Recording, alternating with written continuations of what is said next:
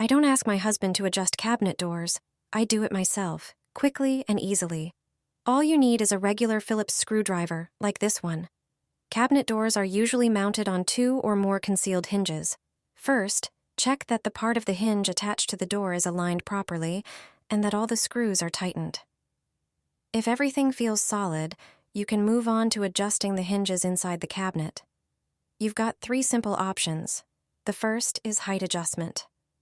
Loosen these 2 screws on the hinge so you can move the door up or down. Make sure you loosen them on every hinge, otherwise the door won't shift evenly.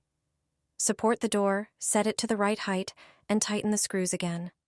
The second option is moving the door closer to or farther from the cabinet. That's done with the back screw, which shifts the door forward or backward. It helps when the door sticks out or doesn't sit flush. Adjust it the same on each hinge to keep the spacing even. The third option is side-to-side adjustment, which controls how the door lines up left or right. Just turn this screw in or out and you'll see the door slide sideways. Adjust slowly until the door sits perfectly and closes evenly. And if you have 2 doors, set them so they meet neatly in the middle. Done. You'll never wonder how to adjust cabinet doors again. I saw a paper towel in my friend's cupboard. When I learned the reason, I also put it there. It has a brilliant use. A paper towel is always needed in the kitchen. We want to have it always at hand. We often keep it without a rack so that we can place it, for example, against the wall on the countertop when preparing something. Then you can always reach for it and tear off a piece or two. Other times it may be on the cupboard because someone just left it there. Some prefer to have it by the sink because there's always something to wipe. I don't know where you keep the paper towel, but have you ever seen a paper towel in the cupboard? Yes, in the cupboard.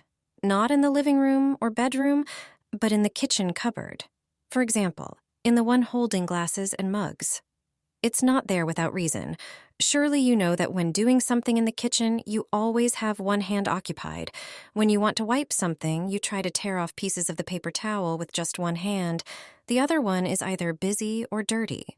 That's why sometimes there are stains on the paper towel. But when you place it in the cupboard, you can use it and tear off individual sheets without any problem. And it's always at hand. Another place might be the drawer. If there's space for paper towels in it, you can also use it in the same way.